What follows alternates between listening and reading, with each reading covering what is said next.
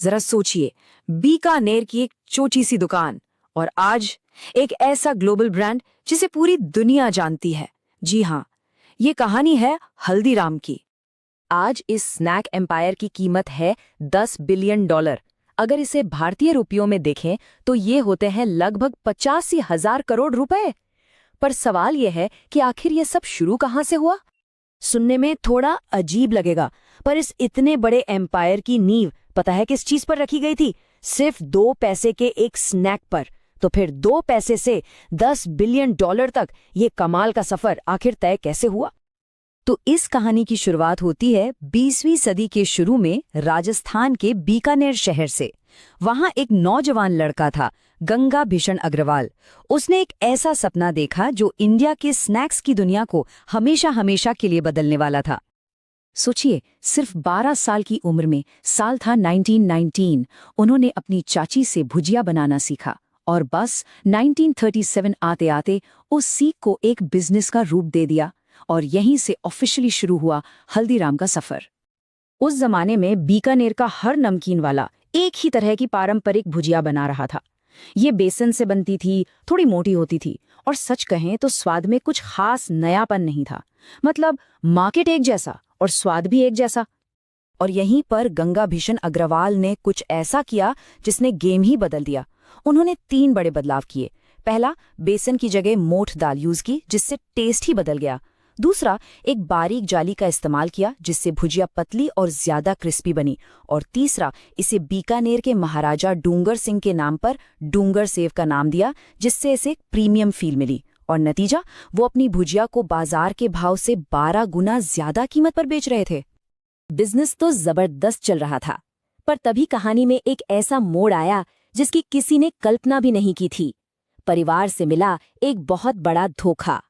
सालों तक जिस बिजनेस को उन्होंने अपने परिवार के साथ मिलकर खड़ा किया था, एक पारिवारिक झगड़े के बाद उन्हें उसी से बाहर निकाल दिया गया। उनके हाथ में कुछ भी नहीं बचा, सब खत्म। रातों रात हल्दीराम सड़क पर आ गए थे। ये उनकी जिंदगी का सबसे मुश्किल और सबसे निचला दौर था। लेकिन कहते हैं ना, एक असली एंटरप्रेन्योर की पहचान मुश्किल वक्त में ही होती है। जब एक दोस्त ने 200 रुपए का पुराना कर्ज लौटाया तो वो एक उम्मीद की किरण थी। उनकी पत्नी चंपा देवी ने मूंग दाल की एक शानदार रेसिपी तैयार की और गंगा भीषण ने फिर से बिल्कुल जीरो से शुरुआत की। पहले मूंग दाल बेची और फिर अपनी मशहूर भुजिया के साथ मार्केट में जबरदस्त वापसी की। भुजिया का किंग वापस आ चुका था। कस्टमर्स की भीड़ उनकी नई दुकान पर उमड़ पड़ी और इस बार बिजनेस पहले से भी ज्यादा मजबूती के साथ दोबारा खड़ा हो गया। तो ये तो थी एक पर्सनल जीत, पर अब बारी थी एक नेशनल एम्पायर बनाने की। अब कहानी बीकानेर की गलियों से निकलकर पूरे भारत में फैलने वाली थी। और ये एक्सपेंशन भी बहुत सोच समझकर किया गया। 1950 के दशक में कोलकाता की एक शादी में उन्हें पूर्वी भारत के मार्केट में एक बड़ी अपॉर्चुनिटी दिखी। 70 के दशक में नागपुर में मिठाइयों और रेस्टोरेंट के साथ बिजनेस को डाइवर्सिफाई किया और 80 के दशक तक दिल्ली को जीतकर पूरे उत्तर भारत पर अपना कब्जा जमा लिया। हल्दीराम का बिजनेस मॉडल भी बड़ा अनोखा था।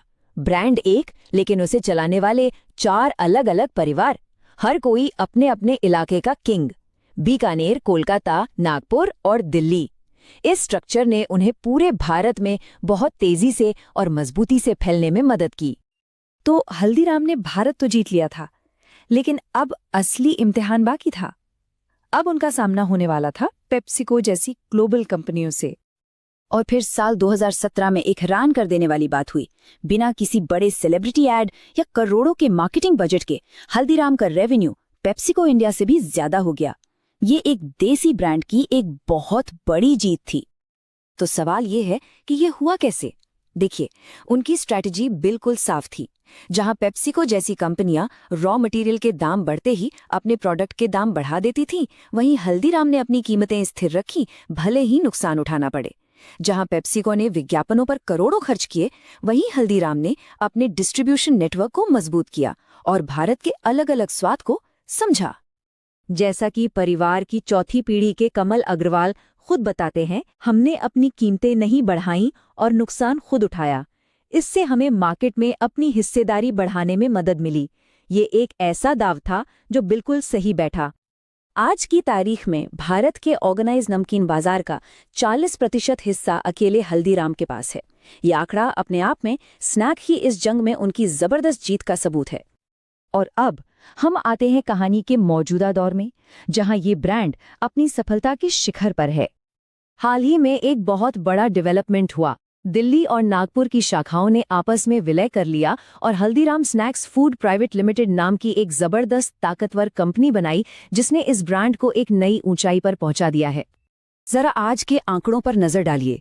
12,800 करोड़ का सालाना रेवेन्यू, 1,400 करोड़ का मुनाफा, 500 से ज्यादा प्रोडक्ट्स, 150 से ज्यादा रेस्टोरेंट और 100 से भी ज्यादा देशों में मौजूदगी। ये आंकड़े इस एम्पायर की विशालता को दिखाते हैं। 2 पैसे के एक स्नैक से शुरू होकर $10 बिलियन के एम्पायर तक का ये सफर सच में किसी लेजेंड से कम नहीं है। लेकिन ये कहानी हमें एक बहुत बड़े सवाल पर लाकर छोड़ देती है। क्या एक पारिवारिक बिजनेस की जड़ें उसे इतनी ताकत दे सकती हैं कि वो पूरी दुनिया पर राज कर सके? चैनल पर नए हो तो लाइक करें, कमेंट करें और सब्सक्राइब करें ताकि मुझे मोटिवेशन मिलता रहे वीडियो बनाने का।